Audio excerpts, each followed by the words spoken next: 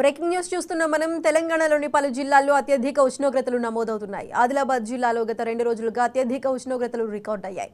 గత 2 రోజులుగా ఆదిలాబాద్లో 42 డిగ్రీల సెల్సియస్ ఉష్ణోగ్రతలు నమోదయ్యాయి. అత్యధిక ఉష్ణోగ్రతలు నమోదు కావడంతో ప్రజలు ఎక్కువగా ఇంటి పట్టునే ఉంటున్నారు. ఉదయం లేదా సాయంత్రం పూట అత్యవసర పనులుంటేనే ఇళ్ల నుండి బయటకు వెళ్తున్నారు.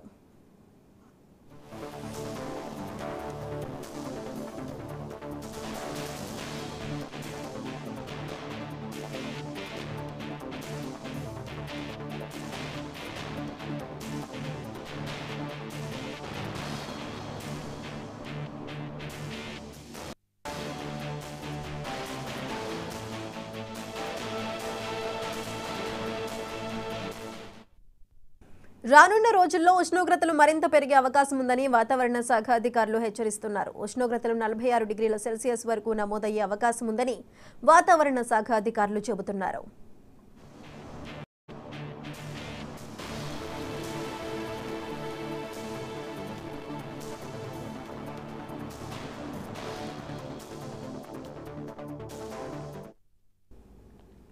మరోవైపు హైదరాబాద్ లో కూడా భారీగా ఉష్ణోగ్రతలు నమోదవుతున్నాయి. శుక్రవారం నాడు హైదరాబాద్ లో 40.2 డిగ్రీల సెల్సియస్ ఉష్ణోగ్రత రికార్డ్ అయింది.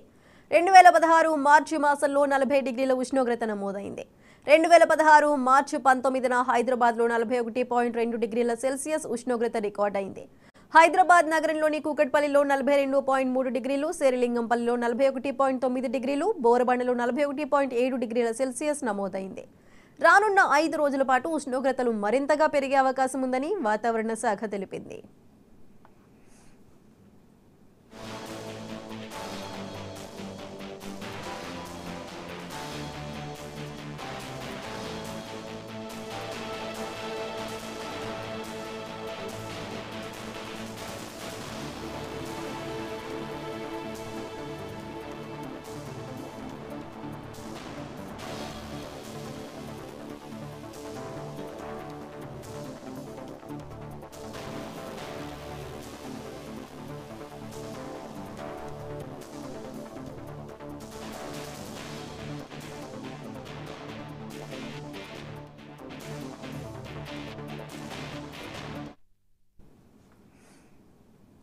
తెలంగాణలోని పలు జిల్లాల్లో అత్యధిక ఉష్ణోగ్రతలు నమోదవుతున్నాయి. ఆదిలాబాద్ జిల్లాలో గత 2 రోజులుగా అత్యధిక ఉష్ణోగ్రతలు రికార్డ్ అయ్యాయి.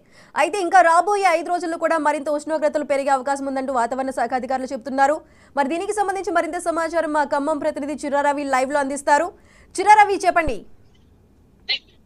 ఐసుగా ఇప్పటికే తెలంగాణలో ఎండలు మండిపడుతున్నాయి. ప్రజలు బయటికి వచ్చే పరిస్థితి లేదు. అత్యధిక ఉష్ణోగ్రతలు వెలువడటంతో మొత్తం కూడా తెలంగాణ అంతా అగ్నిగుండంగా మారిందనే చెప్పొచ్చు. ఇప్పటికే మనం తెలంగాణ వ్యాప్తంగా చూస్తున్నాం. ఎక్కడైనా పిల్లలు బయటికి వెళ్లే పరిస్థితి లేకుండా ఉన్నది.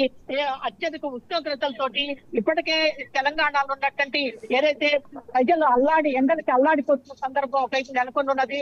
ఎందుకంటే ప్రధానంగా ఉదయం పూట 10 గంటల లోపే పెద్దలు గాని పిల్లలు గాని ఏదైనా పనుంటే మాత్రమే బయటకు వెళ్తున్నారు. ఆ తర్వాత సాయంత్రం 5 గంటల తర్వాతనే ఎండ ఎక్కువ ఉన్నటువంటి సాయంత్రం మాత్రమే బయటకు వెళ్లే పరిస్థితి ఉన్నది. దీని నుండి ఏదైతే అత్యవసర పరిస్థితుల్లో మాత్రమే ప్రజలు బయటకు వచ్చేటువంటి పరిస్థితి ఉన్నది. ఆ వాతావరణ ప్రధానంగా ఏదైతే అత్యధిక ఉష్ణోగ్రతలు వెలువడటంతో ప్రజలు బాగా ఎండలకి అల్లాడిపోతున్న సందర్భం ఉంది. దాని నుండి ఇప్పటికే ఏదైతే ప్రజలకి చాలా చోట్ల ఏదైతే అత్యవసర పనుల నిమిత్తం బయటకు వచ్చేటువంటి వాళ్ళకి లస్సీలు గాని, బట్టలు గాని, మిల్కులు గాని, అంటే ఇట్లాంటి ఏదైతే పానీయాలకు సంబంధించినటువంటి అట్లాగే వ్యాపారాలకు సంబంధించినటువంటి వాళ్ళు ఎవరు కూడా ఈ యొక్క అత్యధిక ఉష్ణోగ్రతలతోటి బయటకు వచ్చే పరిస్థితులు లేకుండా ఉన్నారు. వారితో పాటుగా ఇప్పటికే ఏదైతే తెలంగాణలోని ప్రధానంగా సింగరేణి ప్రాంతం ఉంటుంది. సింగరేణి ప్రాంతంలో అత్యధికంగా బొగ్గు ఈ ప్రాంతంలో ఉండటంతో ఏదైతే వేడి కూడా ఎక్కువ అత్యధిక ఉష్ణోగ్రతలు కొత్తగూడెం కావచ్చు, రామగుండం కావచ్చు, ఇతర ప్రాంతాలు తెలంగాణలో ఉన్నటువంటి ఏదైతే సింగరేణి ప్రాంతంలో కూడా అత్యధిక ఉష్ణోగ్రతలు కూడా వెలువడుతున్నాయి. ఏదైనప్పుడు కూడా తెలంగాణలో ఇప్పటికే అత్యధిక ఉష్ణోగ్రతలు ఇంకా మరిన్ని రోజులు కూడా రాగల 4-5 రోజుల్లో కూడా మరిన్ని ఎక్కువ ఉష్ణోగ్రతలు ఉండేటువంటి పరిస్థితి ఉన్నది. దాని నుండి ఎండలు మరింత ఎక్కువ పెరిగేటువంటి అవకాశం ఉందని చెప్పి వాతావరణ శాఖ హెచ్చరికలు కూడా జారీ చేసింది. ఈ నేపథ్యంలో ఎక్కడనే చాలా మంది ఎవరైతే ఉన్నారు వారిని అడిగి ఇక్కడ వ్యాపారం ఎట్లా ఉంది అనే విషయాలు తెలుసుకున్నాయి. చెప్పండి ప్రధానంగా మీరు అంటే ఇక్కడ వ్యాపారం ఎండలు బాగా మండిపోతున్నాయి, ప్రజలు ఎట్లా వస్తున్నారు, మీ వ్యాపారం ఎలా నడుస్తుంది ఈ ఎండలకి? ఎండలు బాగా పెరిగిపోవడం వల్ల మామూలుగా మధ్యాహ్నం టైం కానీ ఆ టైం అప్పుడు ఎవరు అంతగా రావట్లేదు. కేవలం ఎండ తగ్గినప్పుడు సాయంత్రం అప్పుడే కొంచెం ఎక్కువ మంది వస్తున్నారు. ఎండలు ఎక్కువ ఉండడం వల్ల కూడా మా వ్యాపారం అంతగానో తాగట్లేదు. సాయంత్రం అప్పుడు తప్పితే మామూలు మధ్యాహ్నం ఆ టైం అప్పుడు అంతగానో లేదండి. ఎవరు జనాలు కూడా తిరగట్లేదు ఎండలు ఎక్కువ ఉండడం వల్ల. ఇక్కడనే ఏదైతే మరొక వ్యాపారులు ఉన్నారు, చెప్పండి ప్రధానంగా మీరు ఏదైతే ఈ యొక్క ఎండలకి ప్రజలు అల్లాడిపోతున్న సందర్భంలో ఏం కోరుకుంటున్నారు? ఇదివరకు రోజుల్లో అంటే బాగా ఇప్పుడు ఏప్రిల్ మార్చ్ ఎండింగ్ లోనే ఈ రకమైన ఎండలు ఉన్నాయి. అంటే ఏప్రిల్ మే నెలలో ఇంకా ఏ విధంగా ఉంటాయనే ఊహిస్తేనే మాకు చాలా భయంగాను ఆందోళనకరంగాను వ్యక్తం చేయాల్సిన పరిస్థితి ఏర్పడింది. అంటే ఖమ్మం నగరంలో మేజర్ గా ఏంటంటే బయటకు వచ్చినప్పుడు చలివేంద్రాలు ఇట్లాంటివి ఉండే పరిస్థితి ఉండే. ఈ రోజు అంటే మేము ఉదయం నుంచి సాయంత్రం వరకు ఖమ్మంలో ఏదైనా పని చేసుకోవడానికి వచ్చినప్పుడు దాదాపుగా ఒక 100 రూపాయల వరకు వాటర్ అంటే నీళ్లు కొనుక్కోవడానికే వెచ్చించాల్సిన పరిస్థితి ఏర్పడుతుంది. కాబట్టి ప్రభుత్వం కానీ లేదా స్వచ్ఛంద సంస్థల వారు ఇవరి రోజులాగానే చలివేంద్రాలు ఏర్పాటు చేసి మాలాంటి ప్రజలకి ఏదైనా ఒక నీటి వసతి కల్పించాల్సిందిగా మేము ఈ మీడియా ద్వారా మేము కోరుకుంటున్నాం. 1990 ఇక్కడ ఏదైతే మరొకరు ఉన్నారు, అమ్మ చెప్పండి, అంటే బయటికి వాతావరణం బాగా అత్యధిక ఎండలు ఉండటం వల్ల మీరు బయటికి వెళ్ళలేని పరిస్థితి, ఈ ఎండలకి ఎలా అనిపిస్తుంది? మీరు బయటికి ఎట్లాంటి అత్యవసరంలో వస్తున్నారు? తీసుకోవాలి కదా, ఎండకి తప్పట్లేదు. ఎండలు అయితే బాగా ఉన్నాయి. ఏదైతే ప్రధానంగా ఎండలు మండిపోతున్నాయి, అంటే నగరాలలో ఉన్నటువంటి ఎవరైతే ఉన్నారో ప్రజలు ప్రధానంగా బయటకు వచ్చినప్పుడు వారి అవసరాల రీత్యా బయటకు వచ్చినప్పుడు ఖచ్చితంగా చలివేంద్రాలు లాంటివి ఏర్పాటు చేస్తే ప్రజలకి అన్ని రకాలుగా ఉపయోగం ఉంటుంది.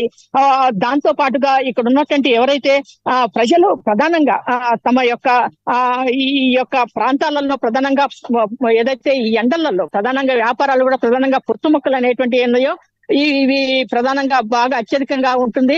ఇక్కడ వ్యాపారులను అడిగి తెలుసుకున్నాయి.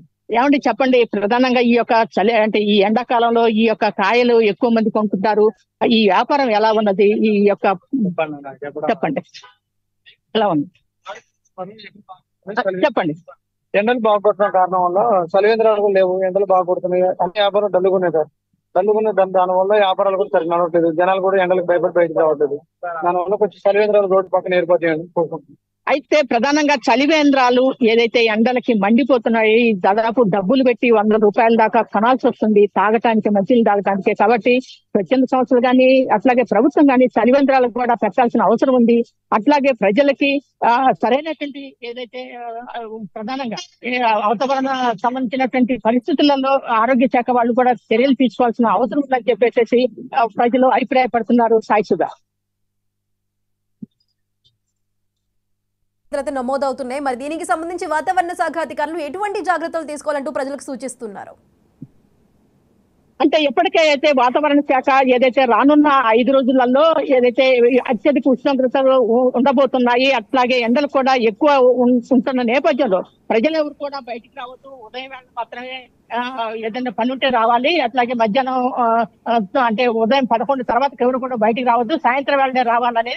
అట్లాగే వాటితో పాటుగా ఎవరైతే బయటకు వచ్చేటువంటి వాళ్ళు ఖచ్చితంగా వాటర్ అట్లాగే ఇతర పానీయాలకు సంబంధించినటువంటి కూడా తీసుకోవాల్సిన అవసరం ఉందని చెప్పేసి అవసరమైతే మాత్రమే బయటికి రావాలని చెప్పేసి అధికారులు చెబుతున్న సందర్భం నెలకొన్నది. సాయిసుగా. Right Ravi, thank you.